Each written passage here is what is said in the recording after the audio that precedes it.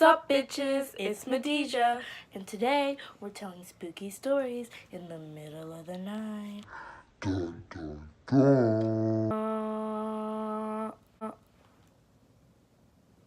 Okay, so my story is one I made up by myself because I'm so talented, and her story is just a story that used to scare me as a kid. So I'm gonna go first since mine is more theatrical. Is yours theatrical? I don't know, but it's scary. Okay. So there was these two girls. They were best friends, Lily and Rikisha. So Lily and Rikisha were at Lily's house, just chilling. And they hear a sound. Rikisha hears a sound outside, sounding like. And Rikisha asks Lily, "Do you hear that?" Do you hear that sound? And Lily's like, "No, what are you talking about?" So Lily's like, "Let's just watch Netflix."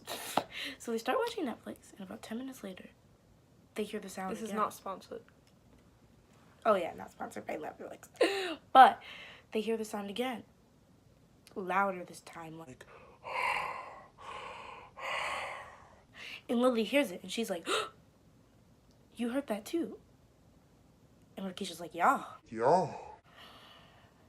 They decide to ignore it once again because, Lily thinks that it's just like wind, it's kind of storming outside. So 5 minutes later, they hear a voice. It goes, "Come outside. Come outside."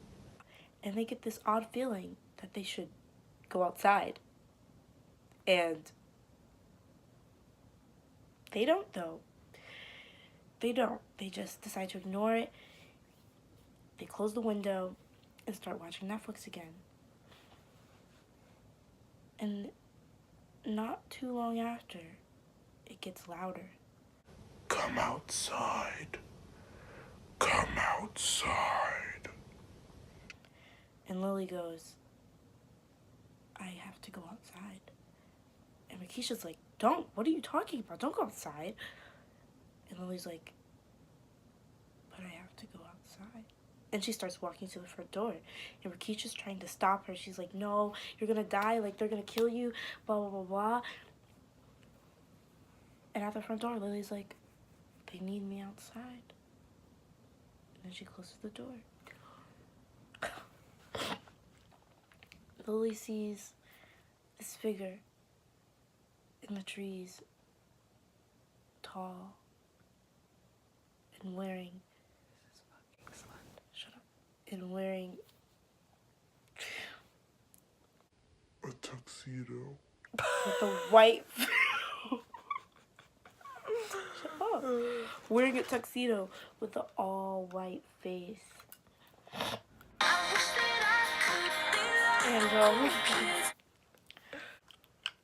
And Lily feels this feeling that she should walk towards it. And Rikisha is looking through the window, seeing all of this happen. And she's screaming, "Lily, stop, don't walk over to it, stop, stop." But Lily keeps walking closer and closer and closer to it. And its large hands, large, long hands, just reaches up, grabs Lily, and he disappears. Rikisha's freaking out. She goes to Lily's parents. She's like, "Lily's gone. Lily's been kidnapped. Something took her. Something took her." And they're like, "What are you talking about? What are you talking about?" And Rikisha's like, confused. So she doesn't know what to do. So she just goes to sleep. And then the next day, Lily's back. And it's like she's never left. She's like talking about the movie they were watching on Netflix as if they finished it. And it has this memory of the other night as if nothing ever happened. So Rikisha's like trying to get her to remember, like, "Do you remember like what happened? You went outside and something took you?" And she's like, "That never happened." So Rikisha's very confused at this point.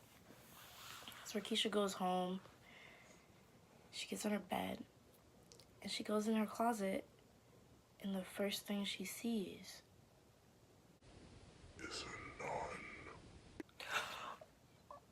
hanging KJ, stop. from the KJ, closet. please stop. Ooh. Ah! That scared me. Are you kidding me? Are you kidding me, bro? Are you scared? Yes. Okay, that's the point. Is that the end of the story? Nope. So the nun drops down, is on top of Rakisha, and starts screaming, just screaming. And she's opening her mouth really, really wide.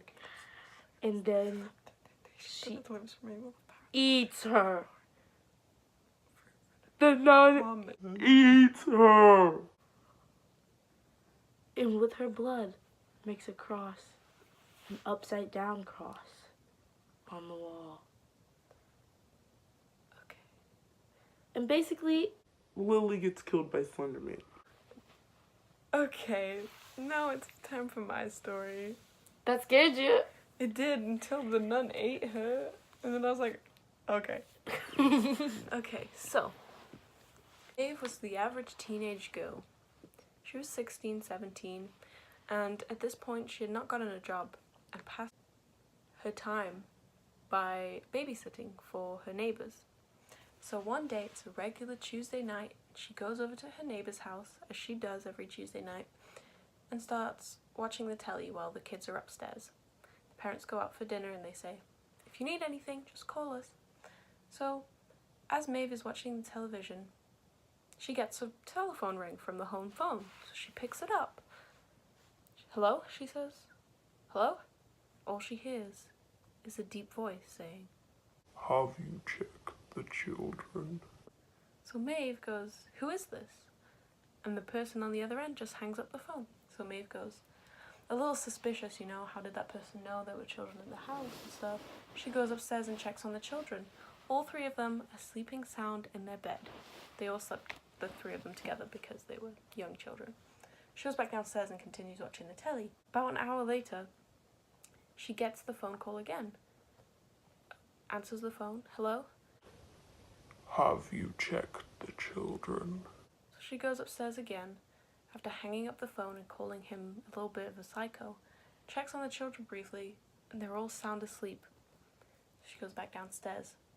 This time, she feels a little bit on edge, so she calls the police and says, somebody keeps calling me about checking the children, what do I do?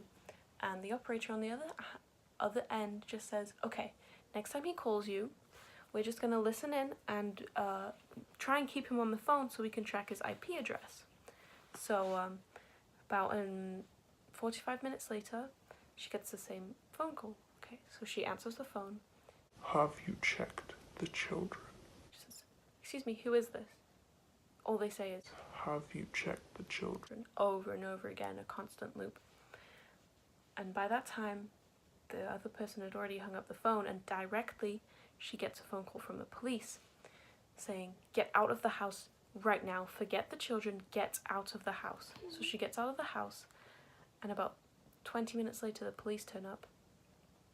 She's asking them what's wrong. The parents have been called, the parents are coming home. She asks what's wrong, and one of the policewomen that she spoke to on the phone says the phone call was coming from, From inside the house. and the children, Were dead the entire time. they were not asleep. That's basically it. What the fuck? My dad told that to me when I was like 6 to scare me. Okay guys, so that was our midnight horror movies stories. Spooky stories Spooky in the stories middle in of the the middle of the night. night. Let us know if you want any more. She's crying, I'm crying, and in conclusion, bitch, I'm crying. Like and subscribe!